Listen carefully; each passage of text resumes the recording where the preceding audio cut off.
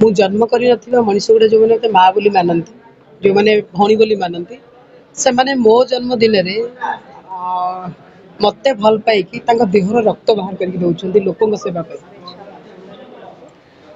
ଆଜି ଗୋଟେ ଏତେ ବଡ ଆୟୋଜନ କରିଛନ୍ତି, ରକ୍ତଦାନ ଶିବିରର ଆୟୋଜନ କରିଛନ୍ତି, କଣ କହିବେ ତାକୁ? ଆଜି ନୁହେଁ, 2006-07 ରୁ ଯେବେଠୁ କାମ ଆରମ୍ଭ କରିଥିଲି, ମୋ ପ୍ରଥମ କାମ ଥିଲା ବ୍ଲଡ ଡୋନେସନ କ୍ୟାମ୍ପ। ଆମ ଓଡ଼ିଶା ସହିତ ମିଶିକି ଆରମ୍ଭ କରିଥିଲି। କଣ କହିବି, ମୁଁ ବହୁତ ନିଜକୁ ପ୍ରାଉଡ ଫିଲ୍ କରେ କି ମୁଁ ଜନ୍ମ କରିନଥିବା ମଣିଷ ଗୁଡ଼ା ଯେଉଁମାନେ ମୋତେ ମା ବୋଲି ମାନନ୍ତି, ଯେଉଁମାନେ ଭଉଣୀ ବୋଲି ମାନନ୍ତି, ସେମାନେ ମୋ ଜନ୍ମଦିନରେ ମୋତେ ଭଲ ପାଇକି ତାଙ୍କ ଦେହର ରକ୍ତ ବାହାର କରିକି ଦେଉଛନ୍ତି ଲୋକଙ୍କ ସେବା ପାଇଁ। ଆଠୁ ବଳି କି ଭଲ ପାଇବା ଆଉ କଣ ଥାଇପାରେ। ତ ନିଶ୍ଚିତ ରୂପରେ ମୋତେ ଏଇ ଦିନଟା ବହୁତ ବଡ଼ ମୋ ପାଇଁ। ଯେଉଁମାନେ ଏତେ ଭଲ ପାଇଛନ୍ତି, ଯେଉଁମାନଙ୍କର ଏତେ ତ୍ୟାଗ ଅଛି ମୋ ପାଇଁ, ସମସ୍ତଙ୍କୁ ମୁଁ ଅନୁରୋଧ କରିବି, ରକ୍ତ ଗୋଟେ ଏଭଳି ଜିନିଷ, ଆମେ ଆମ ଶରୀରରୁ ଦେଇକି ଆମେ ପୁଣ୍ୟ କମେଇ ପାରିବା ଏବଂ ଲୋକଙ୍କର ଜୀବନ ବଞ୍ଚେଇ ପାରିବା। ମୋ ପାଖରେ ଯେତେବେଳେ ପଇସା ନଥିଲା, ସେତେବେଳେ ମୁଁ ଏଇଥିରୁ ହିଁ କାମ ଆରମ୍ଭ କରିଥିଲି। ଆଜି କେତେ କଷ୍ଟ ହେଲେ ବି, ଆଜିର ଏଇ ଯୋଉ 12 ଦିନ 13 ଦିନ ତଳର ଯୋଉ ଇନସିଡେଣ୍ଟ ଯାହା ଓଡ଼ିଶାକୁ ସ୍ତବ୍ଧ କରିଦେଇଥିଲା, ସେଥିଲାଗି ମୁଁ 3-4 ଦିନ ସୋସିଆଲ ମିଡ଼ିଆରେ ବାରମ୍ବାର ଡେଟ୍ ଚେଞ୍ଜ କରୁଥିଲି, ଭାବୁଥିଲି କରିବି ନ କରିବି, ସକାଳେ ପୋଷ୍ଟ କରୁଥିଲି, ସନ୍ଧ୍ୟାବେଳେ ମନା କରୁଥିଲି।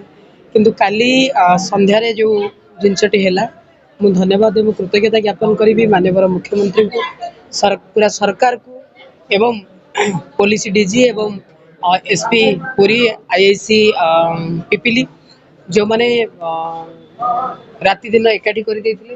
ମୋ ସମୁଦାୟର ସମସ୍ତଙ୍କୁ, ଖାସ କରିକି ମେଘନା ସାହୁକୁ, ପ୍ରତାପ ସାହୁ ଏବଂ ସାରା ରାଜ୍ୟର କିନ୍ନର ମାନେ ରାଜରାସ୍ତାକୁ ଓହ୍ଲେଇ ଏକ ପ୍ରକାର ବିକ୍ଷୋଭ କରିଥିଲେ। ଜଣେ ଏନକାଉଣ୍ଟର ଆଉ ଜଣେ ଆରେଷ୍ଟ ହେଇଛି। ତେଣୁ ମୁଁ ଅଞ୍ଜଳି କି ତ ମାନେ କଣ କହିବି, ତା ମା ବାପାଙ୍କୁ ମୁଁ ନ୍ୟାୟ ଦେଇପାରିବିନି, କାହିଁକିନା ସେଇ ଜାଗା ରିପ୍ଲେସ୍ କେହି କରିପାରିବେନି।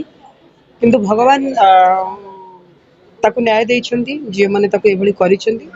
ଆଉ ଗୋଟିଏ କଥା, ମୋ ସମୁଦାୟର ପ୍ରତ୍ୟେକଟି ବ୍ୟକ୍ତିକୁ କି ତମେ ପ୍ରଥମେ ତମ ନିରାପଦତାକୁ ପ୍ରାୟୋରିଟି ଦିଅ। କିଏ କୋଉଠି କଣ କରୁଛ କଣ ନ କରୁଛ, କିନ୍ତୁ ପ୍ରଥମେ ବଞ୍ଚିଲେ ହିଁ ତ କିଛି କରିପାରିବ। ତେଣୁ ସେଇଟା ହଉଛି ପ୍ରଥମ କଥା।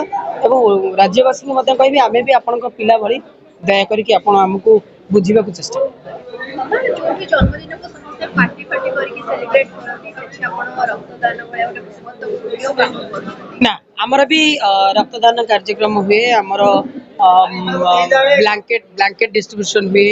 ଆମର ପର୍ସନ ୱିଥ ଡିଜାବିଲିଟି ଯୋଉ ପିଲାମାନେ ଅଛନ୍ତି, ଆଜି ମଧ୍ୟ ଖାଇବାର ବ୍ୟବସ୍ଥା ସେଇଠି ହେଇଛି। ଆଉ ଇଭିନିଂରେ ମଧ୍ୟ ମୋ କମ୍ୟୁନିଟି ପିପୁଲକୁ ନେଇକି ପ୍ରତ୍ୟେକ ବର୍ଷ ଆମେ ସେଲିବ୍ରେସନ କରୁ। ଏ ବର୍ଷ କିନ୍ତୁ ଅଞ୍ଜଳି ଲାଗି ଆମେ ସେଲିବ୍ରେସନ ବନ୍ଦ କରିଛୁ। କେବଳ ଏଇ ରକ୍ତଦାନରେ ନିଜକୁ ସେଇ ଖୁସିଟା ଆପଣ ପାଇପାରୁଛନ୍ତି, ଯୋଉ ଖୁସି। ଦେଖୁନାହାନ୍ତି, ଭାରତ ବନ୍ଦ, ରାସ୍ତା ଜଳୁଛି, ଆପଣ ମାନେ ନିଜେ ଭାବନ୍ତୁ। ପିଲାମାନେ କିଏ ଜଟଣୀ, ଖୋର୍ଦ୍ଧା, କଣ ଜଗତସିଂହପୁର, ଭଦ୍ରକ, ଚରମ୍ପା ଏବଂ ଆପଣଙ୍କ ପାଇଁ ଯୋଉ ଭଲ ପାଇବା ନିଶ୍ଚିତ ମିଳିଲା ରୂପରେ ଏଇଟା ଭଲ ପାଇବା ନୁହେଁ ତ ଆଉ କଣ।